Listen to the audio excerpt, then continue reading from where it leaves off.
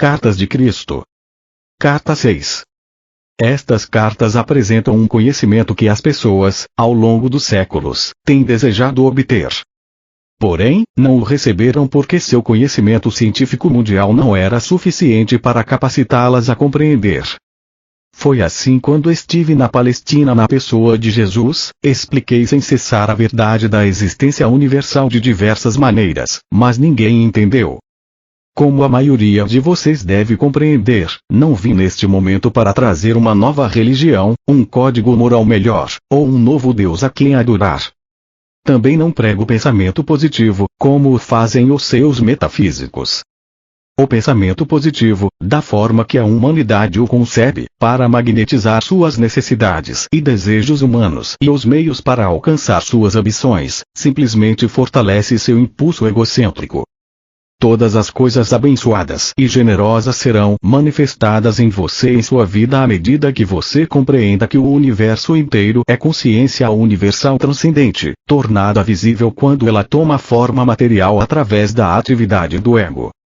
O verdadeiro propósito de sua jornada espiritual é o de livrá-lo da escravidão do ego e o de fazer o mais puro contato com a consciência divina. O seu destino final é o de reconhecer a sua onipresença, tanto dentro de você como também em todas as suas atividades diárias. O seu objetivo espiritual supremo é chegar ao momento espiritualmente elevado em que você finalmente compreenderá que sua mente humana e seus desejos são finitos.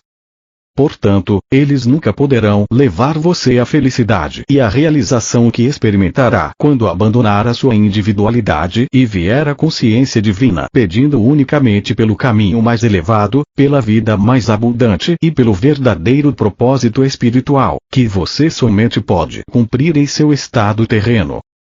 Assim, para ajudar você a alcançar este alto ponto de compreensão, detalharei as origens e função do ego. Enquanto contemplo seu mundo, vejo uma dimensão atualmente controlada pela força do ego. Todas as coisas más em sua decadente sociedade atual, em suas enormes cidades sem a alma, surgem da força do ego. Essa é a fonte de toda a atividade cruel, mentirosa e pervertida que está atualmente em operação em seu planeta.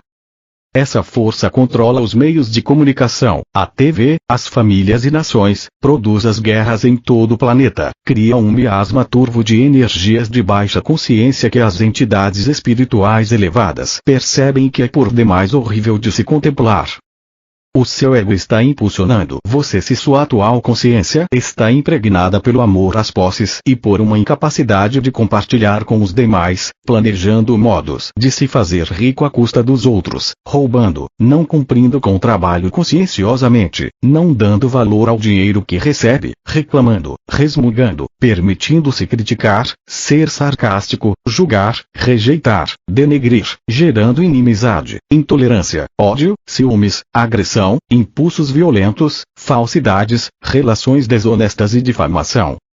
Seu ego está no controle e você terá dificuldades para deslocar-se através do miasma da consciência egocêntrica para poder ver a realidade.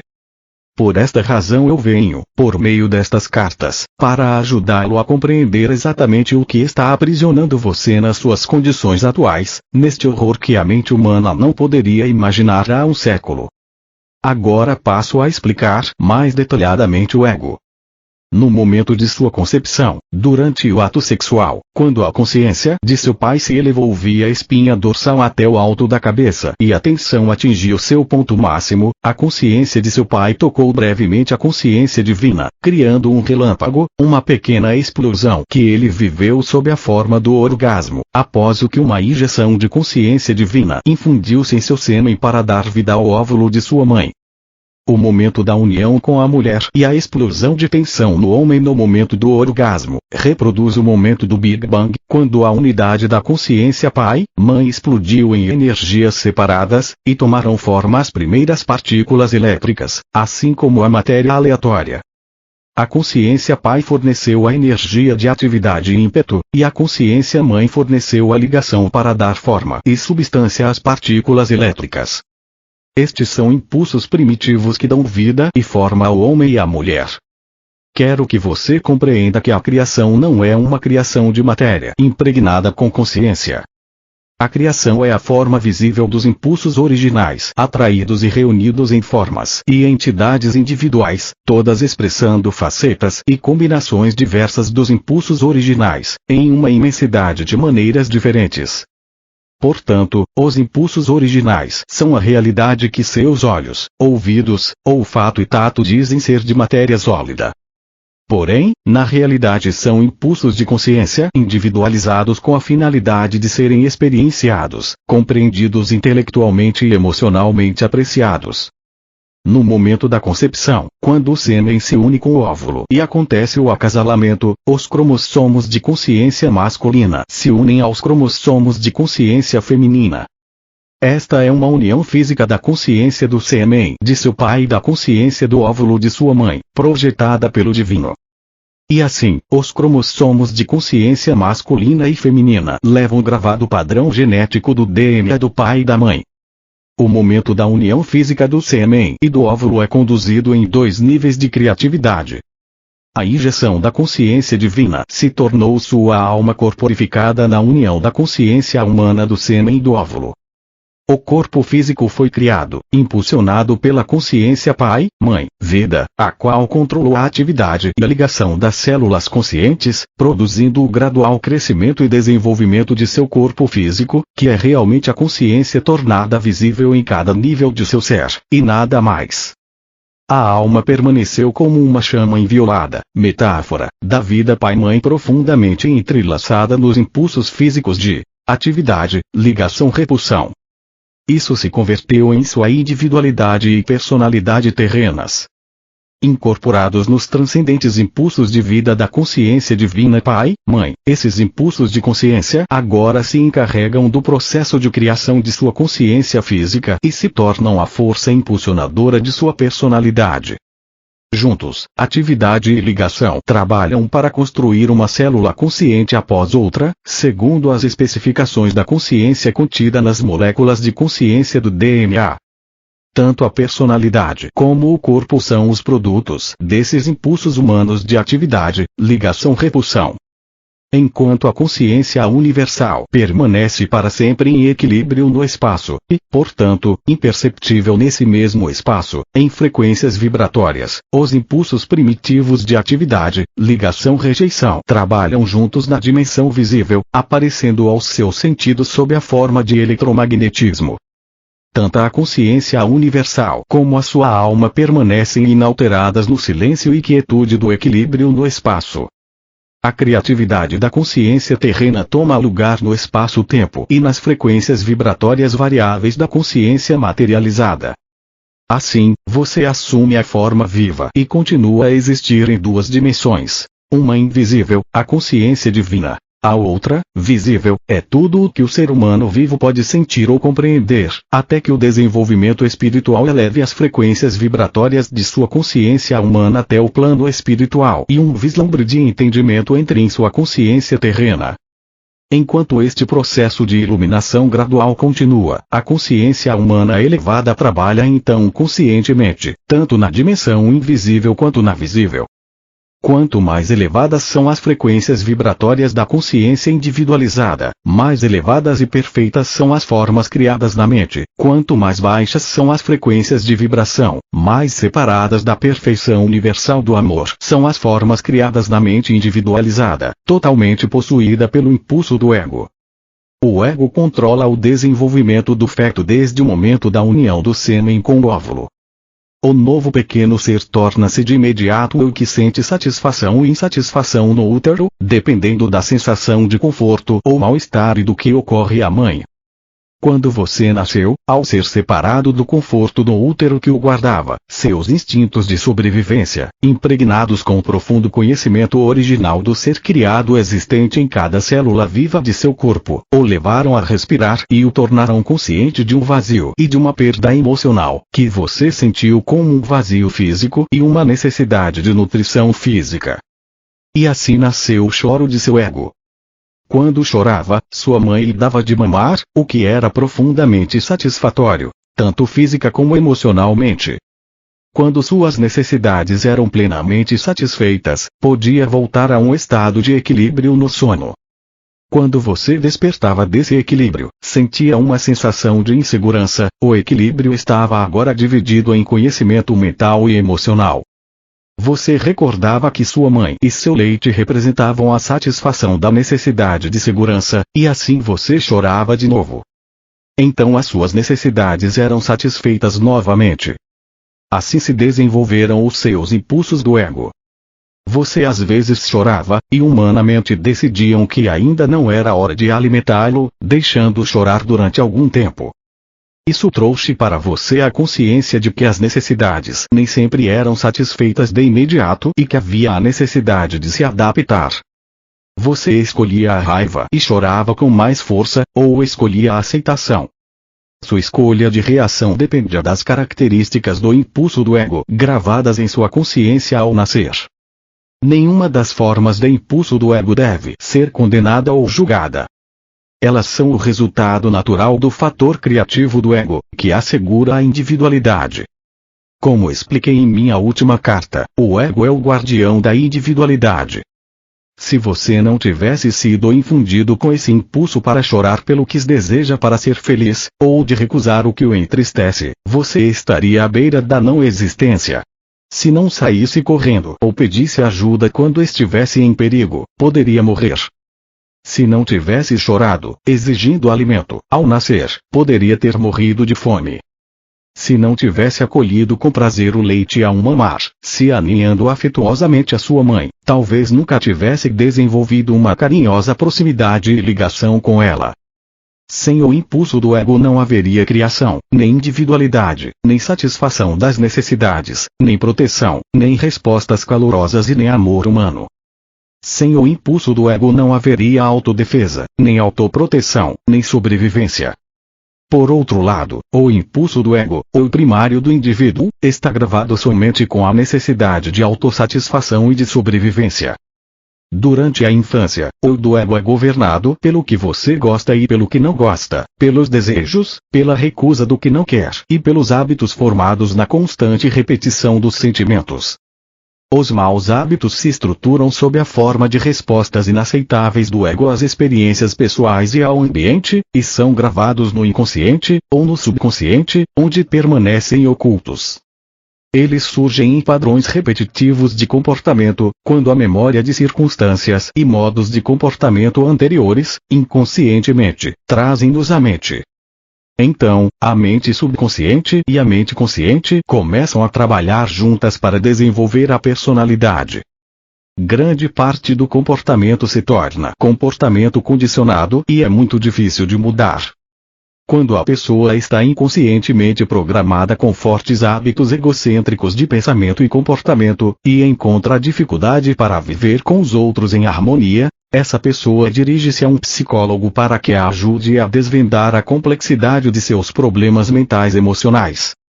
A dor e o sofrimento que surgem da concordância ignorante com os impulsos do ego persistirão, até que minha verdade da existência seja plenamente compreendida e os princípios geradores da vida tornem-se um guia consistente dos hábitos de pensamento e de respostas às experiências da vida.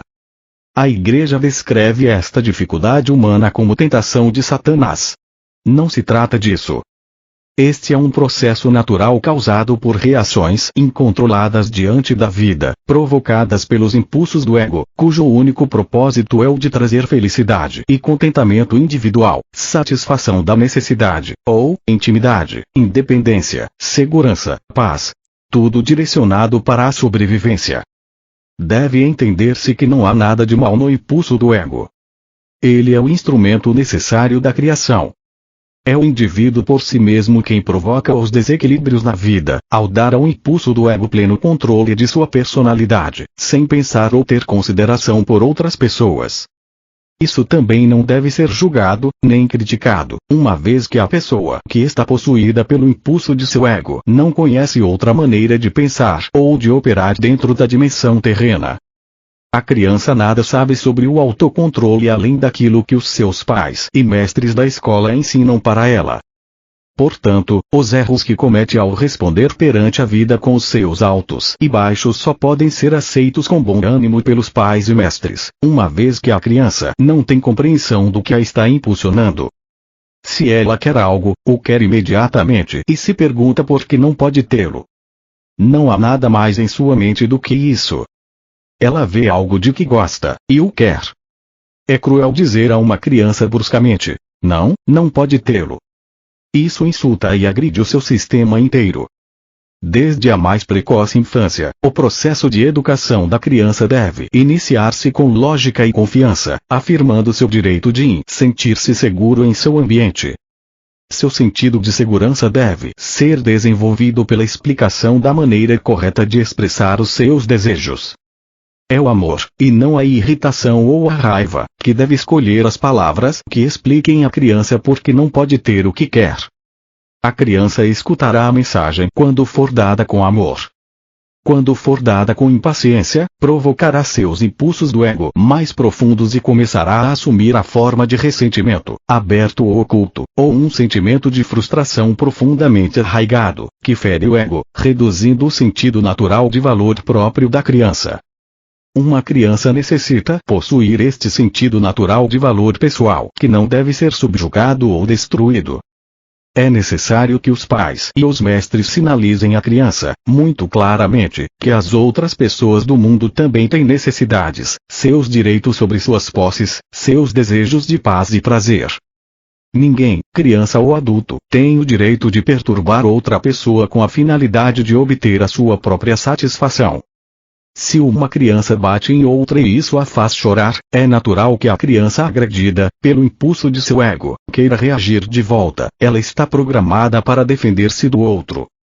Isso requer que pais e mestres ensinem às crianças que a vingança em um conflito somente o aumenta, trazendo mais dor para cada criança e, por esta razão, a vingança não tem sentido algum. O melhor é optar pelo riso e contornar a situação. E em lugar de permitir que continue na mente a irritação e a dor, é melhor levar o problema à consciência divina em oração, pedir que a dor seja removida de sua consciência, e buscar um modo de reconciliação. É necessário também ensinar a criança a tirar tempo para compreender que ela e a outra criança são igualmente nascidos do momento divino. Quando uma criança é espiritualmente receptiva, pode converter em hábito o processo de identificar sua afinidade espiritual com as outras crianças e com todo ser vivo, e reconhecer que os direitos dos demais são iguais aos seus próprios. Assim ela terá recebido o maior dom espiritual possível. Desta maneira, enfraquece-se o impulso do ego pela prática e aplicação diária do amor inspirado, enquanto o original da criança permanece forte e seguro de si mesmo. Deve-se ensinar à criança os benefícios do riso, que descreverei e explicarei em uma das próximas cartas. Portanto, o ensino qualificado e sensível é absolutamente necessário para levar a criança a considerar os direitos dos demais como iguais aos seus próprios direitos. Esta é a lei espiritual que deveria predominar no lar e nas escolas. Qualquer outra lei que julgue as circunstâncias é defeituosa e sem equilíbrio. A melhor instrução dependerá, não da vontade do professor e da atitude de porque eu disse e pronto, mas de uma referência sistemática, em cada circunstância, ao amor fraternal e aos direitos iguais para todos. Ao mesmo tempo, uma criança não deveria ser doutrinada no autossacrifício, uma vez que este tipo de cuidado deve ser desejado e originado somente das percepções e objetivos espirituais do indivíduo. O autossacrifício nasce da iluminação espiritual, do seguir um caminho mais elevado, do negar o pequeno eu a fim de eliminar as barreiras do ego que obstruem a capacidade de sintonizar-se com a universalidade da consciência divina. O verdadeiro e iluminado autossacrifício leva a consciência espiritual às alturas da alegria. Não há nenhum tipo de sentimento de perda. Para descrever melhor a realidade da alma e do ego, quero que você junte as mãos, com as pontas dos dedos, tocando as pontas dos dedos e os punhos juntos, deixando um espaço entre as mãos em forma de concha. As mãos representam a concha da consciência humana de uma pessoa, o ego. O espaço entre as mãos representa corretamente a alma, nascida da consciência Pai-Mãe-Vida no momento de sua concepção. Enquanto para os sentidos humanos isto aparenta ser nada, isto é, na realidade, uma ramificação da totalidade e da integridade da consciência divina, da qual todas as coisas criadas se originam. Suas mãos, com o espaço no meio, representam o eu. Suas mãos, direita e esquerda, representam duas potentes forças do impulso magnético do ego.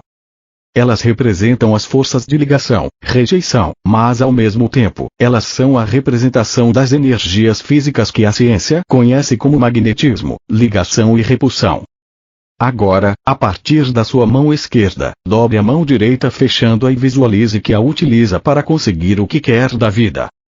Ela representa, também, o que sua consciência humana percebe como a atitude ambiciosa perante a vida. Concentre-se neste exercício e observe que sua mão direita representa a força magnética da natureza, o vínculo, a atração, a gravidade evidente em toda a natureza. É a fonte de todo querer e desejar. É o impulso magnético que está sempre direcionado para conseguir o que seja necessário ou muito desejado e prazeroso na vida. Este impulso magnético tem a intenção espiritual de ser dirigido para os propósitos edificantes, ganhando, sustentando, construindo e alcançando. Se não houvesse outras pessoas ou criaturas vivas no mundo, o impulso magnético poderia ter pleno domínio em uma personalidade e não causaria nenhum dano. É somente quando se tem que levar em consideração as outras pessoas, outros seres vivos, ou suas posses, ou os seres queridos de outros, que o incontrolado impulso magnético que atrai, liga, agarra e retém se torna uma doença da personalidade, se não está equilibrado com as necessidades de todos os outros seres vivos. Agora retorne suas mãos à posição original, formando uma concha com a mão esquerda. Então leve sua mão esquerda para trás e visualize que ela representa um impulso magnético de repelir, empurrar, esbofetear ou defender-se de qualquer invasão não autorizada de sua propriedade, ou posses, ou qualquer ataque sobre sua pessoa, família ou trabalho. Esta mão esquerda representa um impulso magnético de rejeição cuja intenção espiritual é a de assegurar privacidade e segurança em sua vida. É uma arma legítima quando sua sobrevivência física ou emocional está em jogo, contanto que você sempre se lembre de que cada ação sua é um padrão eletromagnético de atividade, atração, repulsão em consciência que repercute, e no final se exterioriza, na forma de um ataque similar sobre si mesmo. O aborrecimento pode vir sob a forma de uma crítica por parte de seus pais, professores ou chefe, e as palavras de autodefesa que afloram a sua mente e saem de sua boca são palavras do ego completamente motivadas pela autodefesa, expressando o impulso magnético de repulsão e rejeição. E quando suas palavras egóicas de ataque se incendeiam num discurso irado, assim também o ego de seu rival é igualmente ameaçado e surgem dele ou dela palavras de autodefesa contra você. O que pode ter começado como uma ação adulta necessária, apontando algum erro e uma maneira melhor de atuar, frequentemente é entendida, por um ego sensível e autocentrado, como um ataque pessoal. O que deveria ter sido um instante de crescimento transformou-se em um tempo de conflito, raiva, possíveis lágrimas, ressentimento contínuo e mútua hostilidade. Em situações como essas, inesperadas, rápidas e desnecessárias, se gera um conflito na mente, expressado em palavras, mesmo em ações, que se perpetua através do ressentimento e do ódio.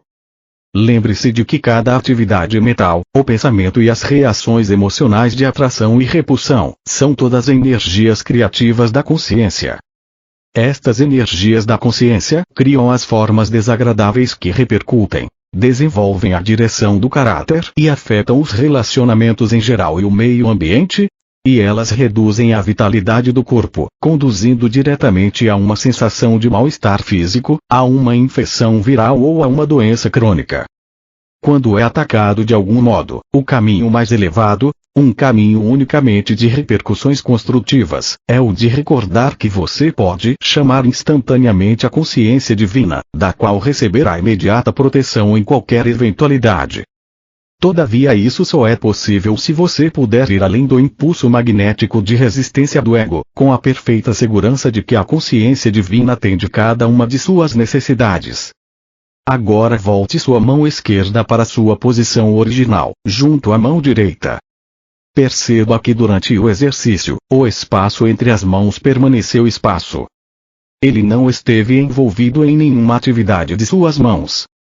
E assim é com sua alma, quando o seu ego está ocupado, segundo após segundo, sempre e para sempre em alerta para realizar as suas necessidades e para defender você de qualquer aborrecimento. A consciência divina de sua alma fica oculta, ainda que esteja sempre em seu interior. Quando estive na terra, falava com as pessoas sobre o reino dos céus. Eu disse que ele estava dentro de cada um. E assim é. É a sua alma. É a morada do equilíbrio da consciência divina, que deu para você o ser como futuro homem ou mulher. Desejo muito poder depositar em sua mente uma visão mais ampla de sua fonte de ser, para que você possa perceber com um pouco mais de clareza o seu começo, de onde você veio. Você também deve compreender que sempre que pronuncio uma palavra para descrever aquele que verdadeiramente não é conhecível, eu mesmo estou nas mais altas frequências infinitas e mais de vibração, no limite do grande equilíbrio universal, de onde todas as coisas retiram o seu ser e sua forma. Se eu falar de uma montanha, uma imagem virá à sua mente, porém você não conhecerá a imensidão de sua estrutura, a resistência de sua rocha, os seus barrancos, picos e cavernas, a neve que a cobre a cada inverno, as cascatas caindo em mananciais quando se derretem as geleiras. Para que você tenha um vislumbre da grandeza da montanha, eu teria que entrar em uma descrição detalhada de cada canto e recanto. E mesmo depois da explicação verbal mais detalhada, você teria somente uma imagem mental para sua inspiração. Você ainda não conheceria a montanha.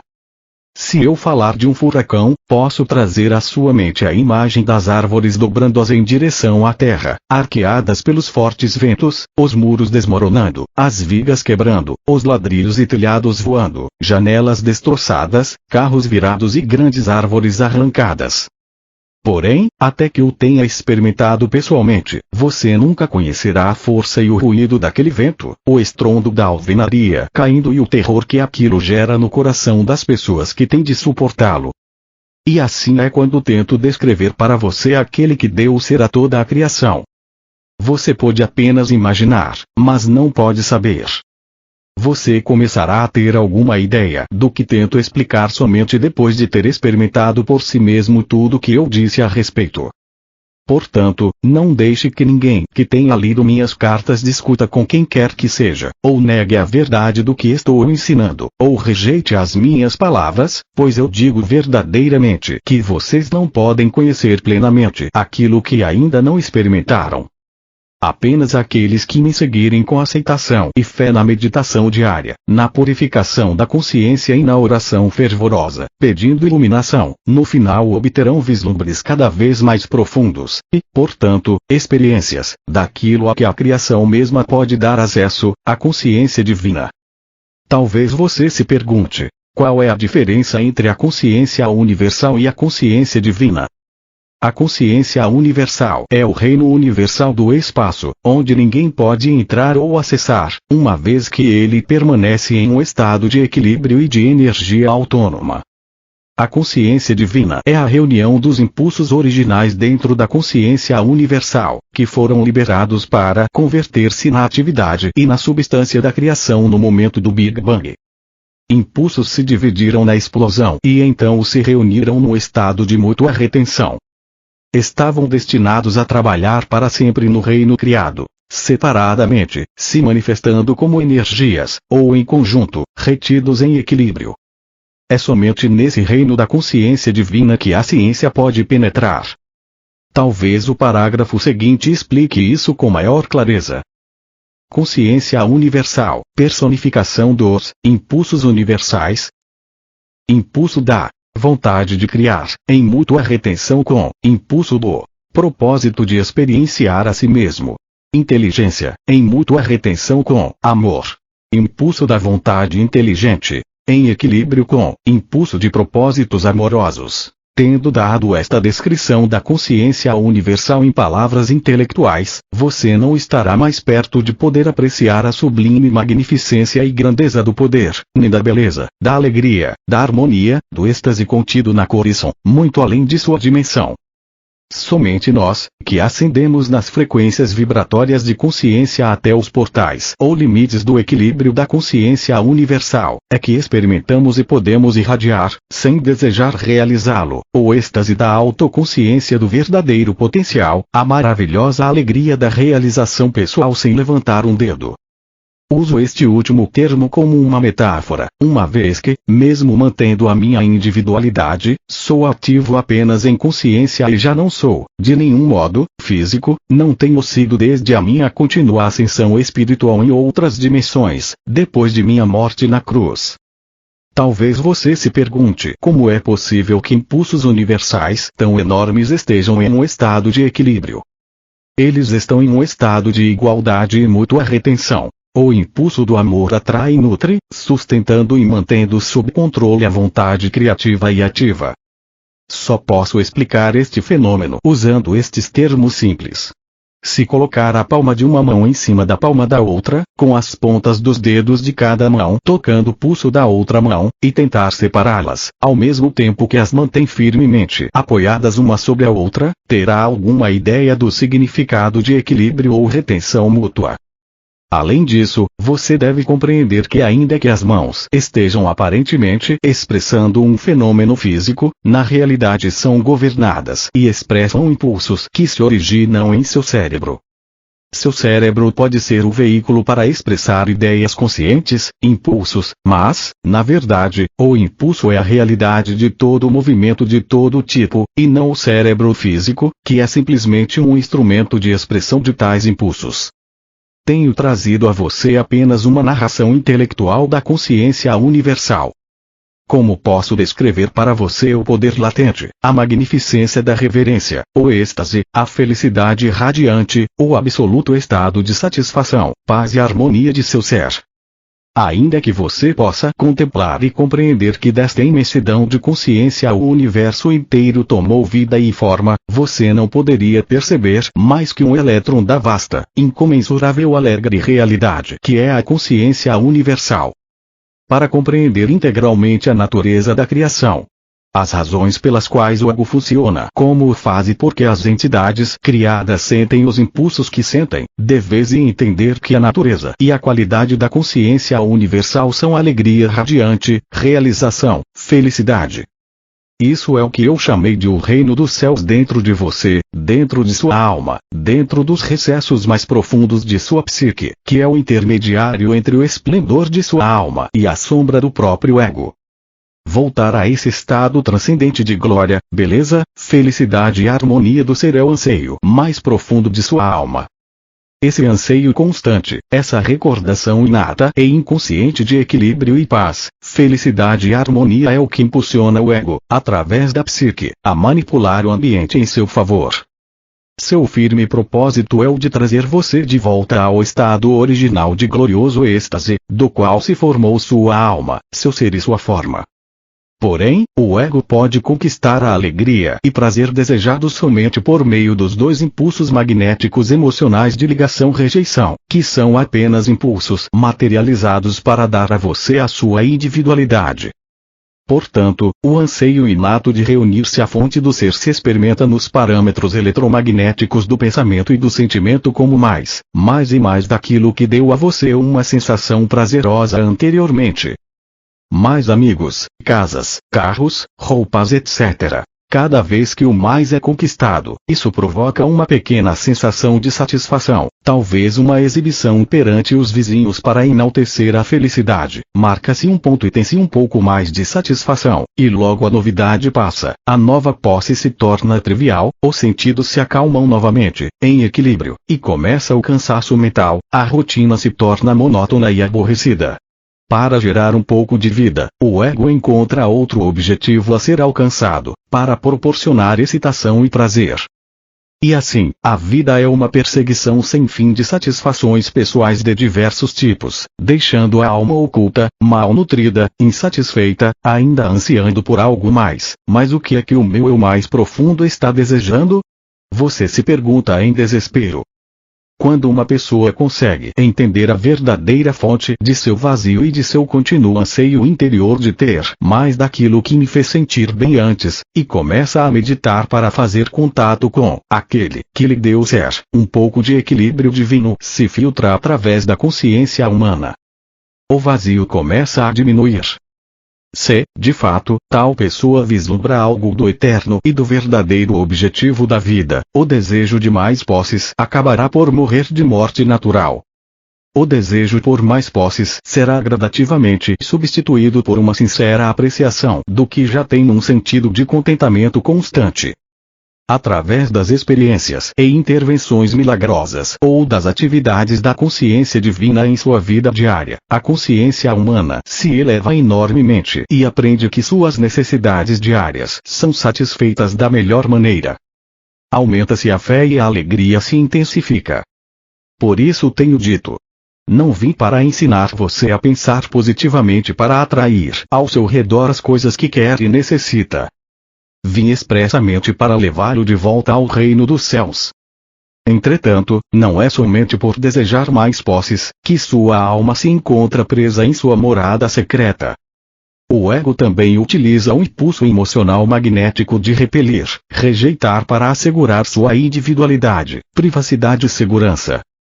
Esse impulso assume diversas formas projetadas para dar uma sensação de superioridade, ou elitismo, que o protege de pessoas que você considera indesejáveis, ou que tenham menor posição social que você.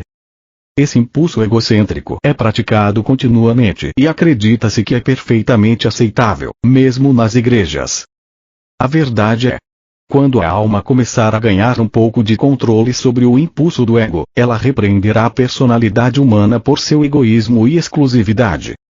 Ela exigirá da psique adotar o amor incondicional e a crença na universalidade e na unicidade de todas as pessoas, não importando quem sejam. Quem sabe, agora, você possa entender mais facilmente como e por que a criação de sua individualidade, por meio do ego, formou a grande cápsula dos impulsos físicos, que produziu e encerrou sua consciência humana, criando tanto sua forma física como sua personalidade humana. Uma vez que governa sua mente e emoções, pensamentos e sentimentos, ela impede você de fazer contato com a fonte de sua vida e com sua alma.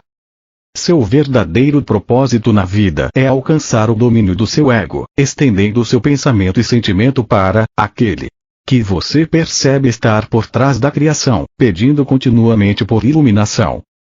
Este é o primeiro passo que uma pessoa deve dar em direção àquele glorioso momento em que fará contato com o divino e, em seguida, prosseguir, através de uma contínua purificação do impulso do ego, até o retorno a esse estado celestial onde nasceu sua alma e de onde procede a sua individualidade. E como se deu a criação da individualidade?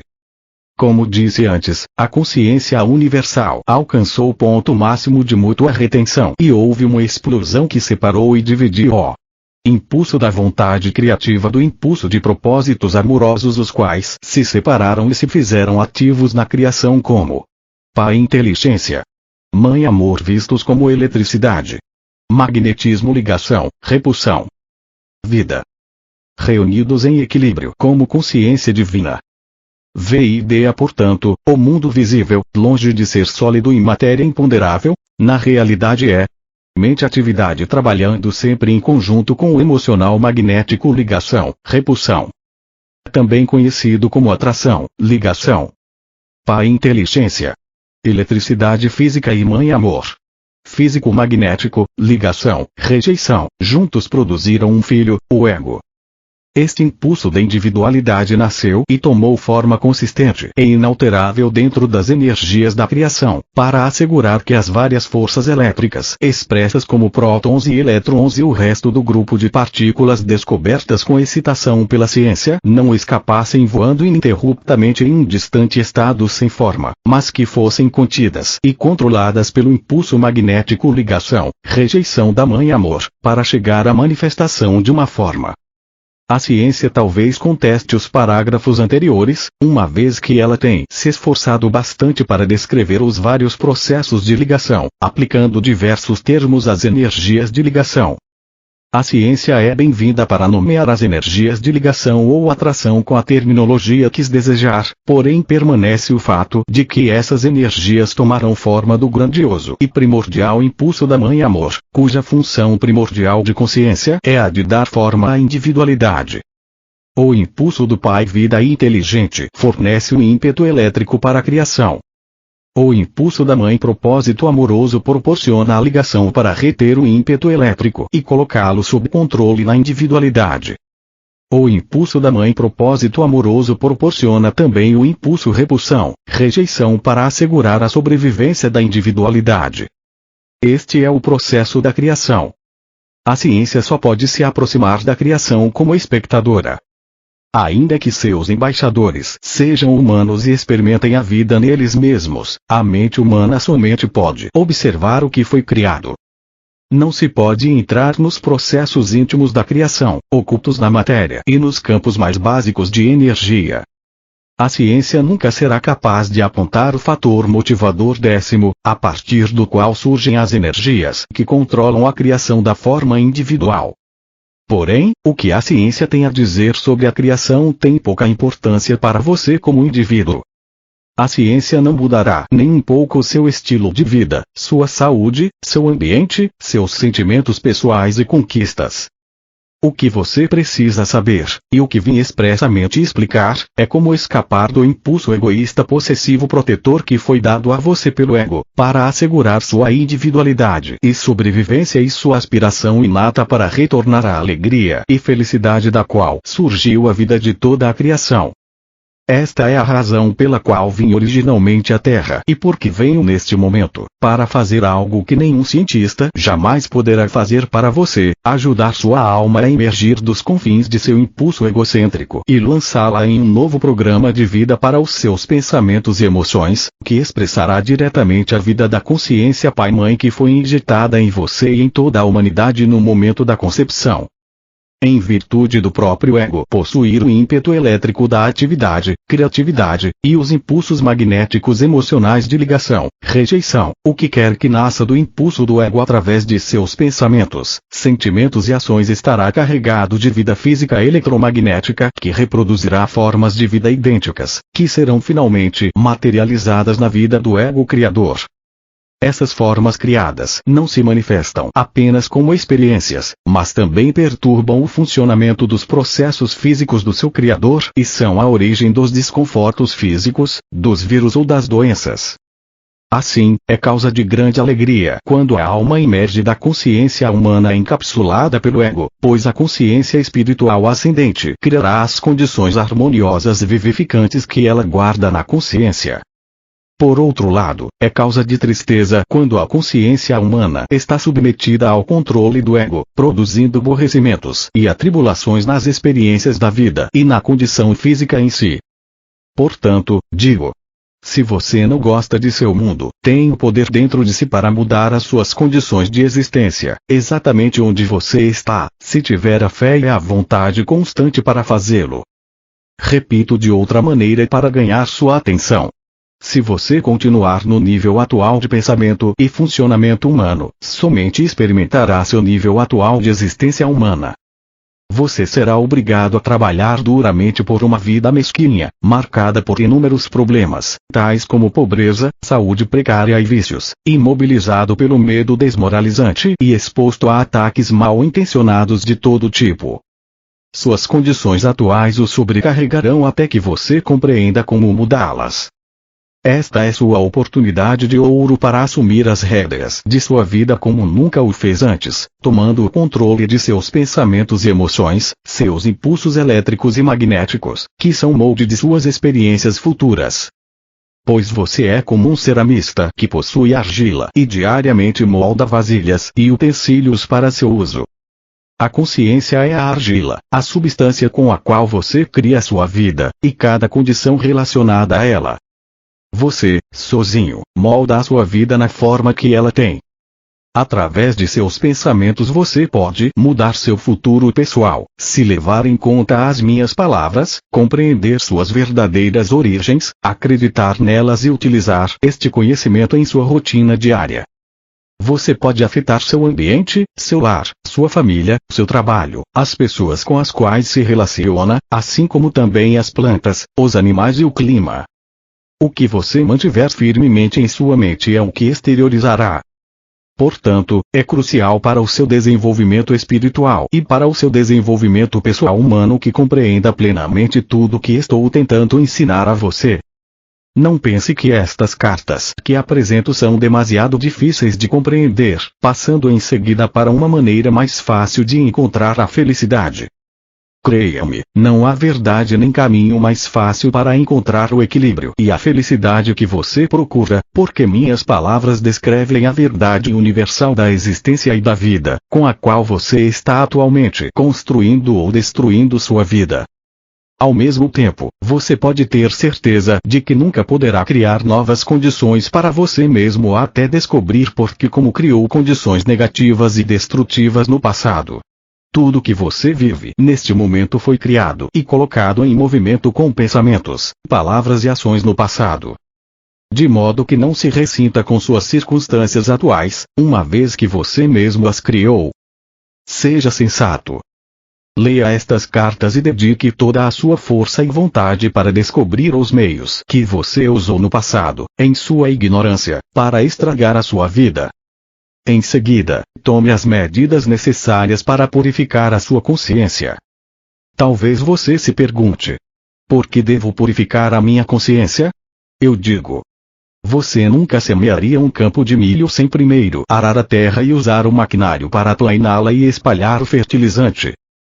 Se por ignorância você semear entre as ervas daninhas, em solo cheio de torrões, ou deixar de colocar o fertilizante, sua colheita será escassa e desigual. É a mesma coisa quando você mistura em seu terreno pensamentos egoístas e vive exclusivamente do seu conhecimento, força e vontade humanos. Você fica limitado em tudo o que faz. E, inconscientemente, você cria circunstâncias que limitarão a colheita de seus esforços. No momento em que você perceber de onde realmente veio, busque o poder sobre o qual pode se apoiar para que possa realizar todas as coisas em sua vida, e tome medidas urgentes para limpar as ervas daninhas. E assim, purificando o solo de sua consciência, atrairá o poder que impregnará e fará prosperar as suas experiências e atividades diárias. Poderíamos dizer que o poder é seu fertilizante, porém isto seria totalmente impreciso e falso. O fertilizante é um alimento químico inanimado para as plantas, enquanto que o poder que você pode extrair através da meditação diária é a vida que irá revigorar todo o seu ser, sua vida e mesmo as suas plantas, os tijolos de sua casa e suas instalações, muito além do que você acredita hoje. As pessoas que empregam toda a sua força de vontade para viver esta verdade veem os frutos inegáveis em suas vidas e, ao vê-los, sua fé e determinação aumentam.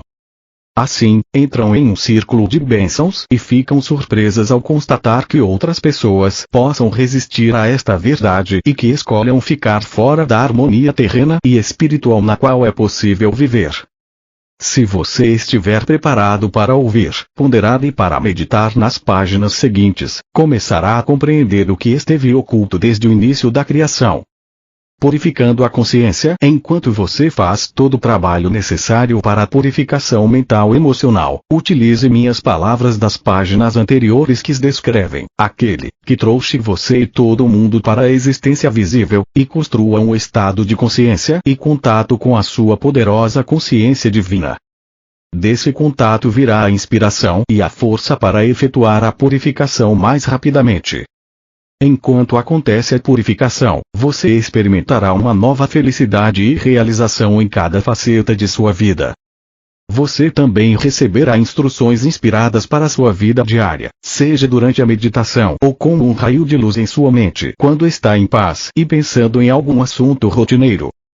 Se não descartar ou rejeitar estas instruções e segui-las, fiel e cuidadosamente, estará dando seus primeiros passos para converter-se, finalmente, em um grande semeador e colhedor de ideias criativas de muito êxito em seu ambiente.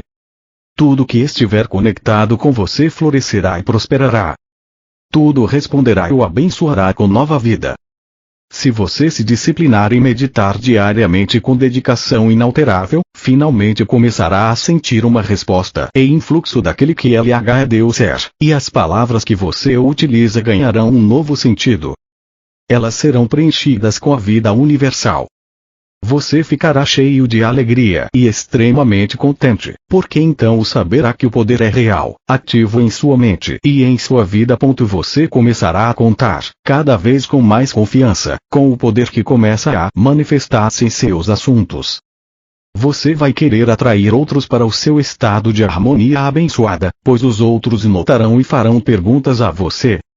Você estará experimentando um novo amor fraternal e vai querer compartilhar com os demais o que o faz feliz. Nunca será demasiado insistir nesta verdade. A necessidade de meditar, uma vez que muitas pessoas deixam a busca e a autodisciplinada escuta diária, antes de ter purificado sua consciência totalmente e de ter chegado a esse estado de purificação interior tão necessário para estabelecer um perfeito contato com a consciência universal, a fonte de seu ser. Quando você faz contato, coisas que parecem milagres acontecem. Isto é o poder universal começando a tomar forma e se desenvolver em sua alma, corpo, mente, coração e circunstâncias de vida. Eu digo a verdade, você pode confiar em minhas palavras sem reservas. Se você perseverar, chegará um momento em que realmente sentirá o contato e saberá que o fez. Então terá alcançado um momento mais crucial em seu desenvolvimento espiritual humano. Durante algumas horas, muitas almas se sentem elevadas e alegres, antes que as preocupações diárias se intrometam em suas mentes e elas racionalizem a experiência, explicando-a em termos humanos. Não faça isso, pois perderá o que foi dado a você. Você atrasará em grande medida seu progresso espiritual. Se você lê estas palavras e tem medo de acreditar nelas, ou acredita que são insensatas, ou sente que perderá o prestígio se acreditar nelas, estará produzindo uma forma criativa em sua consciência, que negará qualquer resposta construtiva que você poderia ter tido originalmente, ao ler esta carta. Então, eu digo, aprecie seus momentos de fé, conserve os seus momentos especiais de contato com aquele que Deus é, acredite neles e guarde-os firmemente em sua consciência e gradualmente você elevará sua consciência espiritual às alturas, até uma grande visão interior e uma grande alegria. Eu repito, não deixe estas cartas de lado. Não posso insistir bastante na necessidade de pensar nelas, recordar o que dizem. Se não as recorda, volte a lê-las outra vez e outra vez, até que tenha ficado gravadas em sua consciência. Quanto mais você meditar nelas diariamente, mais elas ficarão claras em sua mente e terão um significado cada vez maior para você. No final, verá que elas se tornaram como alimento e bebida para você, construindo sua moral e aumentando sua determinação, para ajudá-lo a transformar as suas condições atuais em um estado de harmonia, amplo crescimento, prosperidade e paz.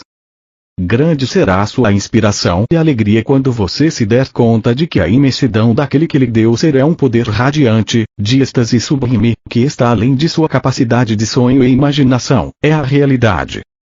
Ele é a fonte do ser, a fonte de tudo o que você vê em seu mundo vivo natural e em muitos níveis de existência que estão além daquele no qual você habita atualmente. Quando estiver recebendo abundantemente a consciência divina em sua mente, em você mesmo, em cada faceta de sua existência, então começará a ver a enorme diferença. Você voltará a rememorar os momentos de estresse e infelicidade e verá que, gradualmente, as limitações de sua vida terão dado lugar a grandes bênçãos. Isto se torna um processo contínuo em sua vida.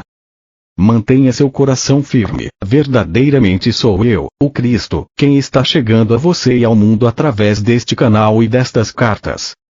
Quero deixar especialmente gravada em sua mente a maneira como tenho feito declarações nas páginas anteriores para elevar seus pensamentos a um nível mais alto de consciência, descrevendo os benefícios que você tem ao trabalhar para elevar sua consciência, desfazendo-se das tendências negativas mencionadas no início desta carta. Quero que você compreenda inteiramente que vi somente para ajudá-lo a desfazer-se dos pensamentos e emoções indesejáveis, impulsionados pelo ego, que atualmente controlam sua mente. Também estou aqui expressamente para encorajá-lo e ajudá-lo, sim, para ajudá-lo a desenvolver em sua mente e coração todos os pensamentos e emoções baseados no amor, que o colocam em harmonia com a consciência divina. O meu propósito mais urgente e amoroso é o de tirar você das sombras da existência nas quais atualmente habita, e levá-lo para o sol da iluminação espiritual que espera por você quando controlar os impulsos do ego, e torná-lo unificado com sua alma e o Pai, Mãe, Vida, entrando na harmonia do amor incondicional para todos. Portanto, eu repetirei a lista de características negativas expostas nas primeiras páginas desta carta. Quero que as leia com cuidado e que observe suas próprias reações e sentimentos, conforme as passa vagarosamente em revista. A crítica, o sarcasmo, o julgar, o denegrir, o gerar inimizades, a intolerância, o ódio, os ciúmes, a agressão, os impulsos violentos, os roubos, as falsidades, as relações desonestas, a difamação. Como começar a desfazer-se de qualquer destas distorções, que você sabe que são parte de sua consciência? Não se envergonhe demais ao olhá-las, uma vez que você é um ser humano e nasceu sob a influência destas características do ego. Assim, não tenha medo nem fique excessivamente desencorajado ao enfrentá-las. Dê o primeiro passo com total honestidade, e anote-as em uma folha de papel. O segundo passo é pegar o papel, deitar e colocá-lo sobre o peito. Feche os olhos e recorra em pensamento à realidade divina, a fonte de seu ser que, você já deve compreender agora, é seu procriador amoroso, seu verdadeiro Pai, Mãe espiritual, que irradia generosamente e de maneira contínua e consistente, amor incondicional de Pai, Mãe. Dê a você um tempo para aquietar sua mente até que sinta que está se movendo além de sua própria consciência. Peça ajuda com fé sincera e espere uma resposta imediata, uma vez que está operando em consciência, para tirar, dissolver e superar os falsos e desnecessários impulsos de rejeição, próprios do ego, em todos os dias no futuro. Com emoção, deixe claro ao seu Pai espiritual ou realidade divina, e portanto para você mesmo, que já não quer mais estas atitudes negativas egocêntricas em sua consciência. Peça inspiração e poder para esforçar-se em evitá-las ou negá-las, deste dia em diante. Ao fazer isto, você está criando uma nova forma de consciência, que agora começa a infiltrar-se e a substituir sua consciência atual. Sua intenção torna-se agora sua realidade. As antigas características negativas que estão escritas em seu papel e foram levadas a seu Pai espiritual, agora estão no limbo de rejeição da sua consciência. Esta rejeição consciente também é um meio pelo qual você atrai o poder divino à sua consciência, para ajudar você a fortalecer sua resolução e para recordá-lo de descartar qualquer impulso que possa trazer à tona novamente as características rejeitadas. Portanto, como provavelmente você percebe, a rendição e a meditação colocam em movimento um trabalho invisível na consciência, o qual será possivelmente inconsciente até que mais tarde você se dê conta de que as características desapareceram. Eu sinceramente desejo que você realize várias vezes esta meditação, utilizando o papel com as suas características. Cada vez que o fizer, atrairá outra injeção de poder do Pai, Mãe, Vida e Consciência, para o seu propósito de superar e eliminar as forças e formas indesejadas de consciência. Quando estas se dissolverem, não mais atrairão para as suas circunstâncias de vida as sombras negativas e infelizes que antes o atormentavam. Você estará percorrendo um caminho mais elevado, que o conduzirá à liberdade. À medida que você progride, perceberá pequenas faltas de consciência em sua mente e coração, que antes nunca pareceram ser erradas. Quando isso acontecer, deve passar pelo mesmo procedimento de anotá-las e levá-las com toda a fé ao seu Pai espiritual. Agora, há ainda uma coisa que você deve fazer para completar esta reconstrução de sua consciência.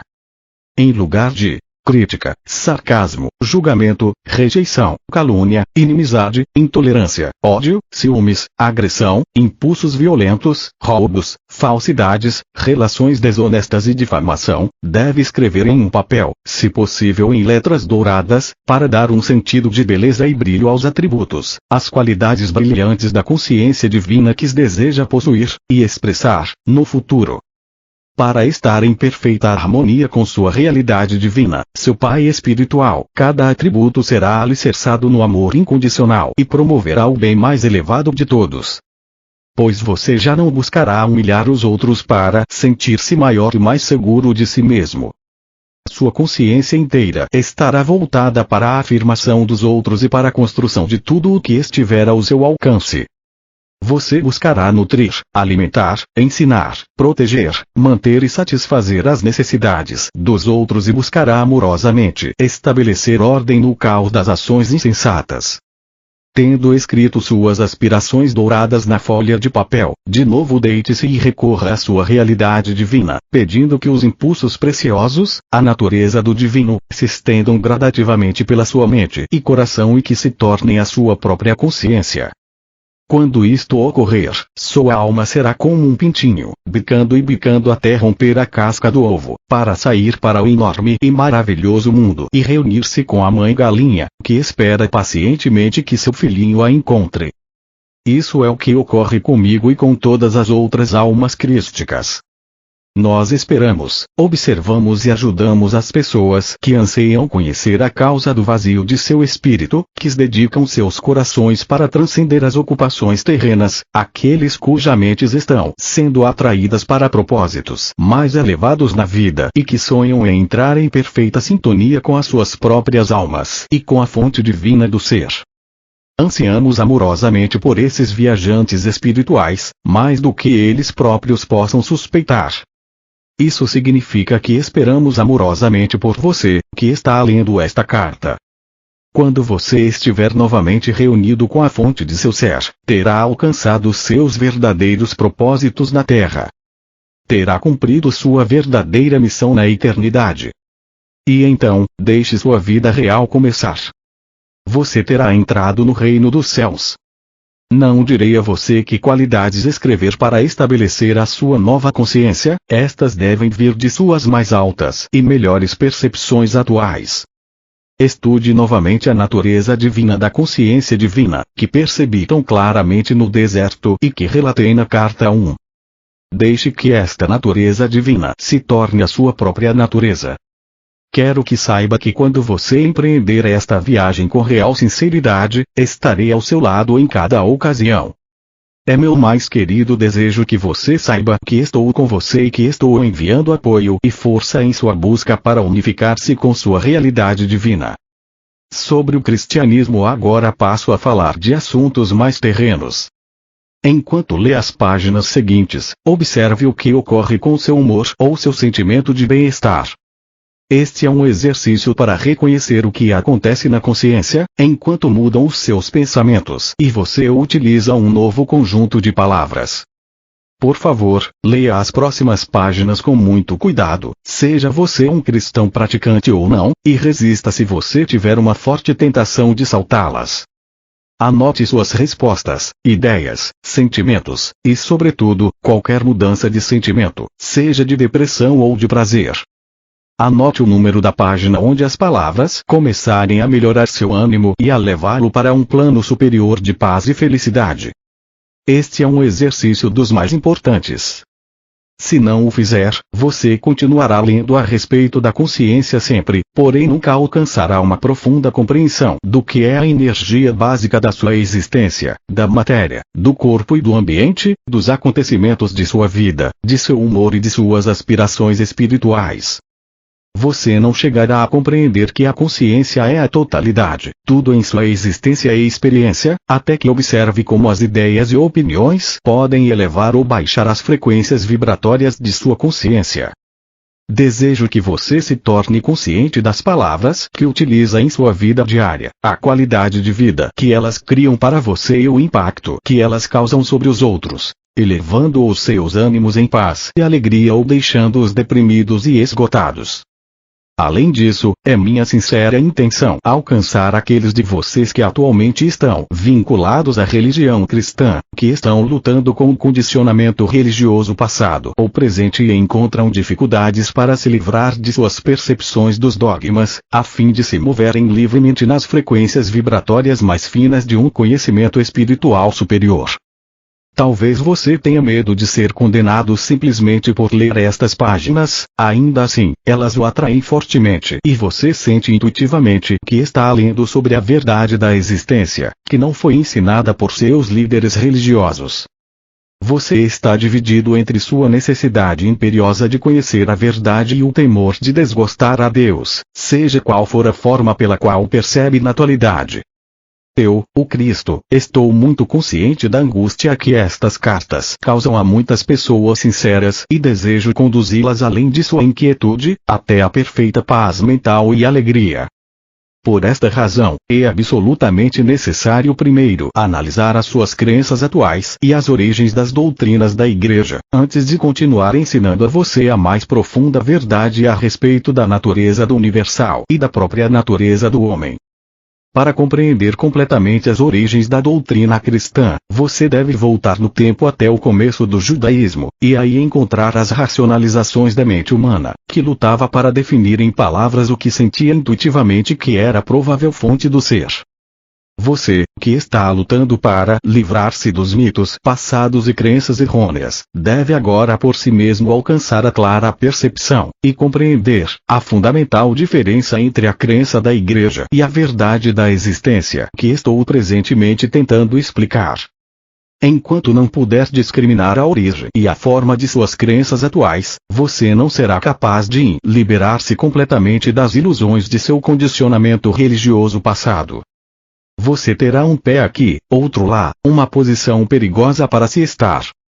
Esse estado mental provocará um grande conflito e poderá levá-lo a abandonar a busca e voltar às antigas formas religiosas, cômodas e emocionalmente seguras, mas que não levam você a lugar algum.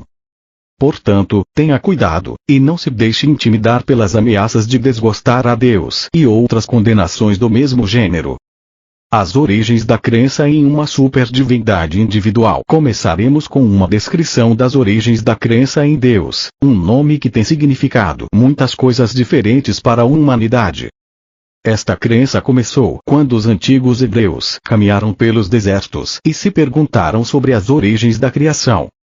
Imaginaram que de alguma maneira, a fonte da criação deveria seguramente ser um super-humano, homem, Deus, invisível e muito superior à Terra e à humanidade. Alguns dos profetas antigos estavam misticamente conscientes de que a fonte da criação estava difusa e presente, de alguma maneira, em toda a criação e que ela existia também na dimensão eterna, porém este misticismo não estava disponível para a mente humana comum. Você deve compreender que apesar da aparente realidade, em sua mente, de tal Deus, originária de suas leituras da Bíblia, ninguém jamais vislumbrou tal super-humano, homem-deus em nenhuma forma, exceto, quem sabe, Moisés, que afirmava tê-lo visto em um arbusto ardente, e que disse que ele se descreveu como eu sou o que sou. Tudo que se sabe deste Deus super-humano é derivado das leituras de descrições pitorescas de Deus, dadas pelos profetas durante sua permanência na Terra. O fato de que os religiosos se voltam apenas aos antigos para citar sua verdade, uma vez que eles não podem acreditar que Deus é verdadeiramente real, eterno e igualmente capaz de falar com as pessoas nos dias atuais desta era, mostra o quanto são ilusórias as crenças religiosas. Seus líderes religiosos têm pânico de qualquer crença que não combine com as antigas. Eles nunca consideram, ou têm medo de considerar, que talvez o conhecimento espiritual dentro da dimensão terrena seja evolutivo. Quero que você veja que um tecido de crenças, uma mescla de racionalizações e crenças, foi forjada para criar uma rede de segurança mental emocional com a qual é possível envolver e prender as mentes e os corações das pessoas. Tudo que se ensina às pessoas na fé cristã é baseado na emoção e se origina no ouvir dizer, derivações de antigas narrações de minha vida e morte na Terra. Mesmo assim, acredita-se nelas fanaticamente. Os cristãos aprendem que Deus é amor, e é consciente de seus pecados. Deus castiga, disciplina, premia os bons e envia desgraça aos maus. Esta é uma exata descrição da atividade e da consciência humana. Os cristãos aprendem que eu, o Cristo, na pessoa de Jesus, morri pelos pecados do mundo. Fui o Cordeiro de Deus sem mancha, sacrificado para pagar o preço dos pecados humanos. Eu fiz o supremo sacrifício de mim mesmo para cumprir esta estranha façanha de pagar pelos pecados através dos tempos. Eu novamente entrei em meu corpo, depois da morte pela crucificação, e apareci muitas vezes em meu corpo para confortar e ensinar a meus discípulos enlutados. Eu até ingeri comida durante minhas aparições. Após 40 dias, elevei-me fora da vista de meus discípulos, alçando o meu corpo aos céus. Como perguntei na carta 3, o que eu faria com um corpo humano no céu, na vida mais além? Eu disse em minha última ceia que meus discípulos deveriam recordar aquela última refeição com eles, partindo pão e passando-o a um, e que deveriam beber da mesma taça de vinho e recordar que meu corpo foi crucificado e meu sangue derramado para trazer a eles a verdade do ser. Entretanto, este evento se converteu em uma estranha crença, na qual com pompa e cerimônia no altar, meu corpo é transferido às hóstias que os fiéis devem engolir com a devida reverência. Meu corpo. Que bem faria meu corpo, espiritualizado ou não, para aqueles que comungam? Você percebe como a mente pode ser condicionada a aceitar bobagens ilógicas, que perduram há 2000 anos porque têm sido sustentadas por uma grande hierarquia de papas e cardeais, vivendo em palácios, imensamente ricos e mantidos com grande pompa terrena, em cerimônias prestigiosas. Eu quero que você conheça a verdade sobre aquela fatídica noite, a que chamam de minha última ceia.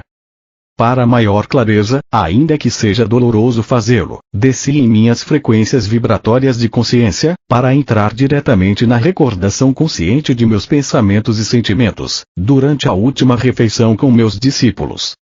Ainda que eu fosse um homem forte, iluminado e seguro de que tinha um destino a cumprir que não poderia evitar, não queria evitar, estava profundamente triste ao começar a refeição, a ceia da Páscoa. Meus discípulos tinham sido meus amigos e tinham ficado ao meu lado em algumas circunstâncias difíceis.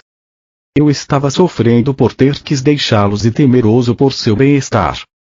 O que aconteceria a eles ao ficarem sozinhos, sem a minha orientação e proteção? Dependiam de mim mais do que percebiam. Recordei meus anos ensinando as pessoas. Senti uma profunda sensação de ironia ao recordar a minha volta do deserto. Estava sujo, descuidado, porém literalmente possuído por uma alegre solicitude para com os meus semelhantes e intensamente entusiasmado porque poderia colocá-los no bom caminho, introduzir em suas mentes a verdade sobre a existência, mostrar como superar os seus temores, suas doenças, pobreza e miséria. Eu iria conquistar o mundo. Porém, como tinha sido diferente o resultado? Logo estaria pendurado em uma cruz. Era verdade, entretanto, que eu tinha alcançado muito êxito. Refleti sobre os momentos de cura e a aceitação alegre das pessoas ao Pai amoroso. Eu podia compreender porque o sumo sacerdote e o conselho me odiavam. Ao invés de medo, castigo e sacrifício de animais, eu tinha trazido às pessoas a realidade do Pai, amor, provando isso pela cura de casos terminais. Voltei minha atenção aos meus discípulos, que estavam falando entre si enquanto comiam. Eles permaneciam inconscientes do desafio que me aguardava, minha crucificação. Embora eu os tivesse avisado várias vezes, negaram-se a aceitar minhas palavras como verdade. Pensaram que eu começava a ter medo do sumo sacerdote e se perguntavam por quê. Eu já havia conseguido sair de situações ameaçadoras antes. Como era costume na Páscoa, falavam das circunstâncias da fuga dos israelitas para o Egito. João, que tinha uma forte imaginação, fazia um relato vívido de Moisés reunindo os israelitas e dizendo que finalmente iriam deixar o Egito, escapando da escravidão para a liberdade no deserto. Por esta razão, Moisés se dirigiu ao responsável de cada família, para que matasse um cordeiro sem mancha e com um punhado de ervas, marcasse com sangue a porta de sua casa.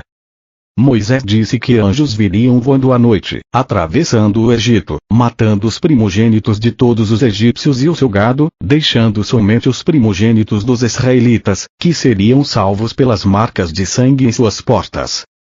Enquanto os escutava, vendo seus sorrisos e sinais de aprovação para aquele maravilhoso acontecimento, me dei conta, angustiado, de que pouco haviam realmente compreendido de minha descrição do Pai Celestial.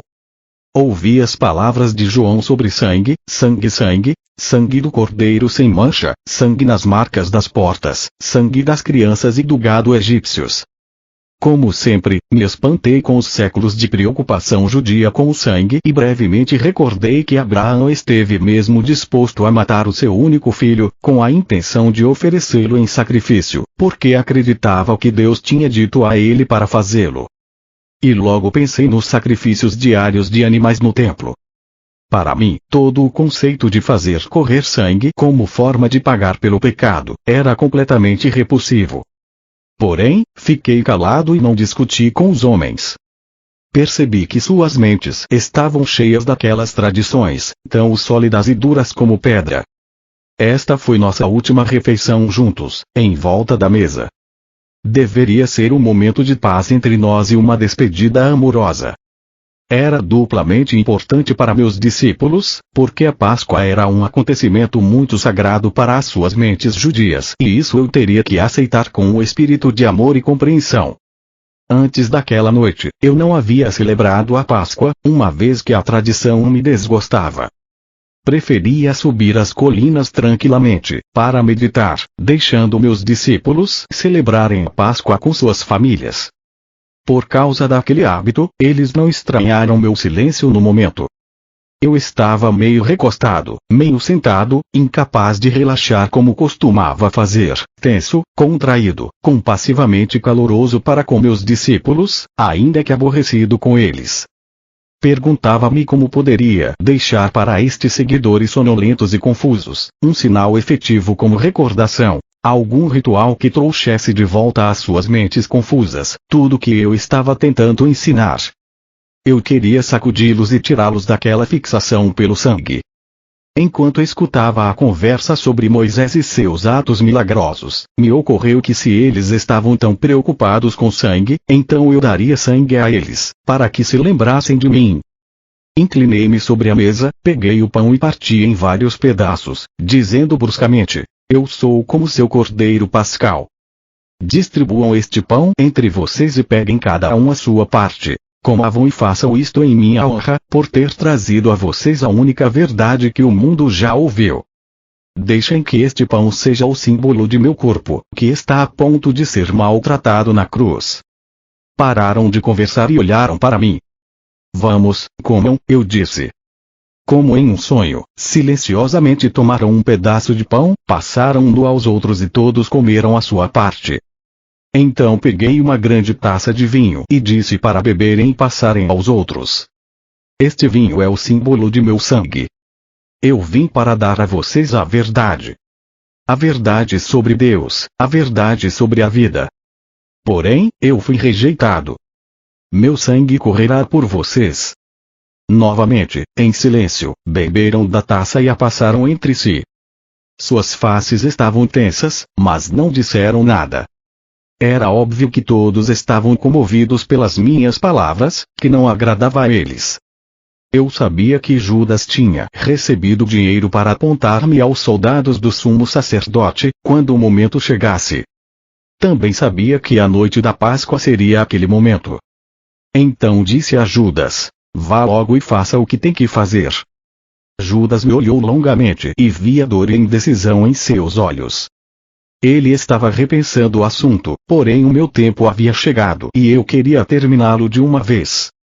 Vá, disse com dureza. Judas levantou-se e saiu da sala. Os discípulos ficaram surpresos pela maneira como eu falava e perguntaram o que Judas iria fazer. Vai dizer ao sumo sacerdote onde me encontrar. Vão crucificar-me, exatamente como eu falei para vocês. Observei, com certo cinismo doloroso, as expressões de seus rostos: dúvida, sobressalto, terror. Logo, brotou uma torrente de perguntas ressentidas. O que iria acontecer a eles? Eles tinham deixado suas casas e famílias por mim. Se eu fosse crucificado como um delinquente comum, eles perderiam uma vida de liberdade e segurança. Eu então disse que iriam me abandonar. Com veemência negaram tal coisa, mas o fizeram. Estava demasiado cansado para discutir com eles. Eu tinha me tornado tão forte, tão seguro no conhecimento de que o Pai estava em mim, e comigo, a todo instante, que eu podia me dar ao luxo de perdoar a deslealdade deles. E, ao final de tudo isso, seria liberado de meu corpo e poderia ascender aos reinos de luz, que eu tinha frequentemente sentido, mas nunca visto em plenitude com a visão terrena. Era um pensamento que me trazia profundo consolo e uma feliz sensação de expectativa. Então sorri para eles e disse: é bom que tenham feito o que pedi, em lembrança de mim e de minha morte, que está por vir. Continuem partindo o pão e bebendo o vinho juntos, recordando que sempre os amarei e que ficarei com vocês em espírito, até que se reúnam comigo aonde vou. Não tenham medo, vocês serão guiados, serão inspirados, serão fortalecidos e falarei claramente com vocês. A minha única advertência é esta: no futuro, muito do que tenho ensinado a você será esquecido. Muito do que disse será descartado pelo pensamento humano, ou distorcido pelos mitos humanos. Logo houve pânico e um clamor: como será isso? Sorri e levantei as mãos.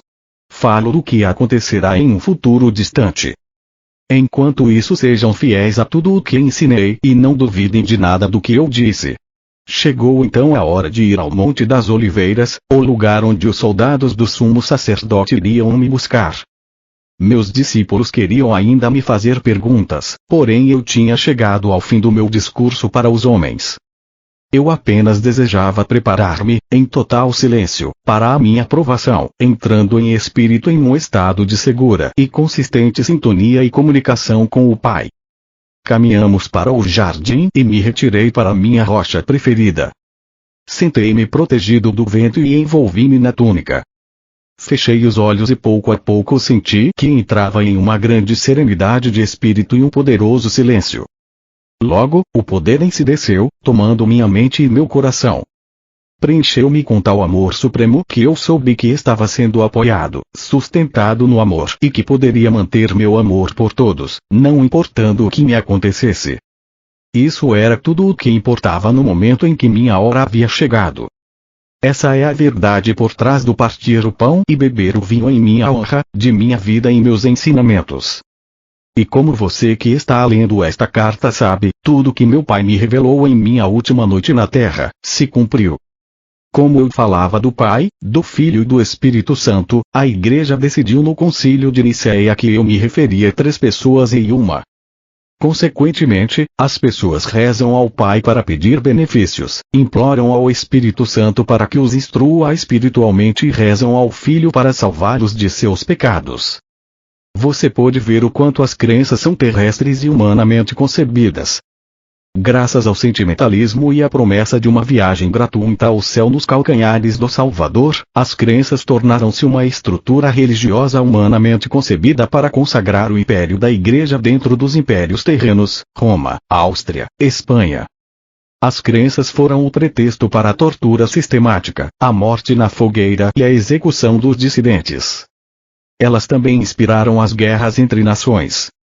Porém, a percepção espiritual e a criatividade também surgiram de algumas dessas crenças e contribuíram muito para a existência nestes 2 milênios. Essas crenças motivaram a construção de catedrais e igrejas, monastérios e conventos, dando às pessoas um propósito estável, a habilidade de expressar seus dotes artísticos e fornecendo trabalho para os menos talentosos. Elas também permitiram a milhões de consciências acessarem os reinos mais elevados de belos pensamentos e amor. Além disso, foram o ímpeto por trás do misticismo e a iluminação das almas espirituais que chegaram a ver a realidade que estava oculta por trás das crenças. Enquanto tudo isso se passava, as crenças também criaram as condições para o desenvolvimento de hierarquias de superioridade religiosa com imensa pompa e riqueza. Estes são edifícios criados com os impulsos do ego, concebidos pelo ser humano e, portanto, totalmente falsos de um ponto de vista espiritual. A verdade em relação ao pecado é preciso compreender que, ao longo dos séculos, as pessoas sentiram que certas facetas do comportamento humano eram prejudiciais para o bem-estar dos outros.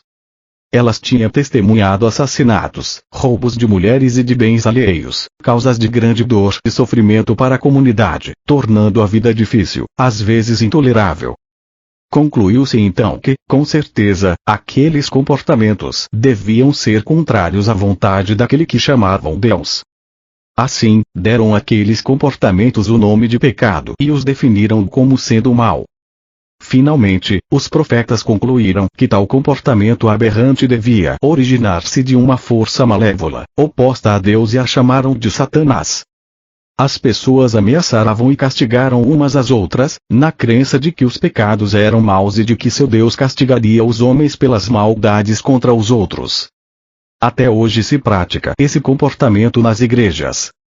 Os líderes religiosos tentam controlar as pessoas pelo medo. O conceito de pecado contra Jeová, o eterno e infinitamente poderoso Criador, era um hábil e poderoso método de controle das pessoas. As crenças da igreja são uma trágica farsa de tudo o que tentei ensinar às pessoas na Palestina. Moisés foi o primeiro que consagrou a crença no pecado e no castigo, na forma dos 10 mandamentos. Moisés disse que Deus deu a ele os 10 mandamentos e que, se os israelitas os desrespeitassem, teriam que sofrer o castigo. Em alguns casos, isso significava a morte por apedrejamento. E ensinou que, se desrespeitassem as leis, estariam pecando contra seu Deus. A verdade exata é que Moisés foi ao monte para rezar, pedindo um meio para controlar os israelitas rebeldes. Em resposta àquela oração, recebeu por inspiração os 10 mandamentos, dados a ele para ajudá-lo em sua tarefa de dirigir os israelitas, sem perigo, em sua jornada no deserto, com um menor grau de confusão. Religiosos aceitam e creem de todo o coração em um Deus que, segundo dizem, instruiu Moisés a engajar-se em comportamentos agressivos e massacres, ao conquistar a terra prometida. Esta era uma terra bela e produtiva que foi arrancada sem piedade de um povo trabalhador, assassinado aos milhares. Isso foi considerado como a coisa certa a fazer, uma vez que Deus tinha prometido para eles uma terra bela na qual se estabeleceriam. Até hoje, os religiosos creem que, como Deus falou com Moisés, deve ter sido Deus quem decretou o derramamento de sangue. Em sua Bíblia há muitas descrições semelhantes e horrendas sobre guerra e derramamento de sangue e são consideradas permissíveis, justas e corretas, porque se acreditou que Deus ordenou a eles ir para a guerra contra os gentios. Você pode perceber na história dos judeus o desenfreado impulso do ego, no qual inclusive Deus é usado para isentá-los de toda responsabilidade. No momento de exaltação do próprio poder, tornou-se permissível e justo ignorar os 10 mandamentos e realizar um extermínio em massa. Eles acreditavam não estar cometendo nenhum pecado, pois o massacre tinha sido ordenado por Deus. Que Deus! Você pode perceber por que era necessário que eu nascesse na Palestina e vivesse entre os judeus, em um esforço para ajudá-los a ver que suas crenças e práticas tradicionais eram totalmente contrárias à natureza da consciência divina, que verdadeiramente havia dado a eles o ser. Através dos séculos, os homens lutam com o conceito de pecado. Muitas pessoas sinceras ficam aflitas com a maneira pela qual ofendem a Deus e rezam pedindo o seu perdão. Há muito tempo, sacrificavam um sem número de animais no templo de Jerusalém para apaziguar a Deus, na esperança de escapar das consequências de seus pecados. Desde aquela época, inumeráveis livros foram escritos sobre o tema, expressando pesar e horror por ver o estado da alma dos homens, indicando a mudança de comportamento pelo açoitamento com chicote, para torturar a carne e fazê-la pagar pela maldade de pensamento, palavra ou ato. Muitos desses livros foram aplaudidos pelos cristãos em toda a Europa e guardados em arquivos de instituições religiosas. Esses livros prendem as pessoas à antiga personagem de Jesus, pregando a salvação do homem do castigo de seus pecados, por meio de minha morte na cruz. Como já expliquei, estas crenças são fisicamente impossíveis e contrárias aos fatos da criação. Nenhuma divindade superior exige o pagamento pelos pecados. Este é um conceito inteiramente humano e pagão. Qualquer tipo de derramamento de sangue, com o propósito de realizar ritos religiosos, é paganismo. O que a Igreja Cristã tem apresentado aos seus seguidores é uma versão glorificada do paganismo. Quando as pessoas tornam outras infelizes, de um modo ou de outro, estão criando seu próprio futuro em retorno. Não como retribuição, mas como uma atividade consciente de criação. Portanto, é uma questão de urgência combater fortemente estas crenças no pecado e na salvação por minha morte na cruz, e a substituição, pela compreensão espiritual que está sendo fornecida a você nestas cartas. Antes de abandonar o assunto de doutrinas religiosas, quero deixar claro que, através dos tempos, alguns buscadores espirituais na Igreja Cristã purificaram suficientemente sua consciência para adquirirem uma forte consciência do poder que eles chamam Deus, e acabaram por reconhecer que a Igreja não ensina a fonte do ser. Porém, somente uns poucos evoluíram espiritualmente o suficiente para irem além dos parâmetros das crenças religiosas e sentirem o influxo do poder, uma vez que a grande maioria das pessoas só pode conceber a verdade por meio de uma terminologia terrena. Eu, o Cristo, tenho que dizer que até este momento, nenhum dos santos nem sequer vislumbrou a realidade da criação e a verdade por trás do comportamento humano, como eu estou apresentando agora para você. Sem dúvida chegou o momento em que deve ser dita a verdade sobre o pecado e o comportamento humano, e o que as pessoas estão presentemente fazendo ao mundo e a si mesmas, com a condição de que você tenha abandonado completamente os mitos seculares da doutrina religiosa e esteja agora ansioso, receptivo e de boa vontade, abrindo completamente seu coração às realidades da existência. Se não for assim, então o que tenho a dizer não terá nenhum sentido para você. Acredite-me, você não pode misturar as suas velhas crenças religiosas com a verdade da existência. Se tentar fazê-lo, pode estar seguro de que não estará vendo a verdade, mas apenas a sua própria adaptação do que pensa que aprendeu com estas páginas. Se você continua a busca pela verdade da existência, mas permanece em um estado de divisão de convicção, pode continuar a buscar, mas com um grande custo para se despedaçado pela indecisão, pelo medo e por uma contínua incapacidade de perceber o verdadeiro significado do novo ensinamento. Suas percepções e evolução serão parcialmente obscurecidas por mensagens originárias do antigo condicionamento de sua mente consciente e subconsciente. Talvez você não perceba a enormidade de tal problema neste momento, porém é um problema enorme porque as suas profundas crenças atuais são a sua verdade atual, sobre a qual você constrói a sua vida. Elas são a sua realidade. Suas convicções e crenças fortemente enraizadas podem ser completamente ilusórias, porém se você crê inteiramente nelas em seu subconsciente, elas se tornam absolutamente reais para você. Mesmo que estas novas ideias que contradizem as suas crenças possam chamar a sua atenção, a sua consciência estará dividida e trará a você tremendo mal-estar e angústia. Lembre-se, a sua consciência é o tecido com o qual você elabora a sua vida. Este tecido de consciência é a base de cada resposta sua, para cada coisa que ocorre em sua vida mental, emocional e física. Sua consciência é sua realidade. Esta afirmação pode expressar-se de duas maneiras e ambas são a verdade de sua existência. Sua consciência cria sua realidade, sem distinção de quais sejam os feitos de sua vida terrena. Quando as pessoas acreditavam que a Terra era plana, tinham medo de aventurarem-se demasiado longe nos oceanos, pois temiam que o barco caísse pelas bordas. As pessoas que acreditavam em uma Terra plana viviam segundo essa crença. Quando Galileu disse que a Terra era redonda, foi considerado um herege, porém sua percepção da circularidade da Terra permitiu que os marinheiros adquirissem uma nova visão do mundo e empreendessem viagens para descobrir o que havia do outro lado do oceano. Foi necessária uma mudança de suas crenças para tornar isso possível. Você está em uma situação semelhante com respeito a estas cartas. Aqueles que as desprezam e as ridicularizam são como as pessoas que acreditavam em uma terra plana e que tinham medo de cair pelas bordas, se navegassem demasiado longe de seu ambiente conhecido. Seus horizontes são seriamente limitados por suas falsas crenças. Assim, os horizontes daqueles que creem que o mundo é sólido, também são severamente restritos. Dia após dia, lamentam e se afligem pelas desgraças que desabam sobre o mundo, crendo que não existe nenhuma escapatória.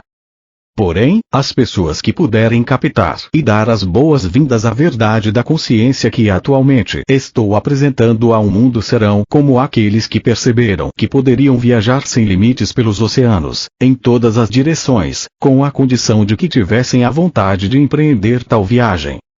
Portanto, seu estado de consciência é o que você deve considerar como o mais importante em sua vida, não as suas relações, posses ou posição na vida. Cuide de sua consciência e todas as bênçãos, em todos os aspectos de sua vida, virão a você. Por meio de sua consciência, você se alimenta de amor, harmonia, alegria e beleza interior, até em um beco de um bairro pobre. Com tal consciência, você será removido das ruas do bairro podre para um ambiente mais compatível com seu estado interior. É assim que se sai de circunstâncias desagradáveis. Com base em tudo o que foi dito, você deveria agora ser capaz de ver que somente você cria a qualidade de seu mundo interno, esteja em uma prisão ou no comando de um navio. E pode melhorar seu ambiente, irradiando sobre ele a força da vida que anima o seu pensamento.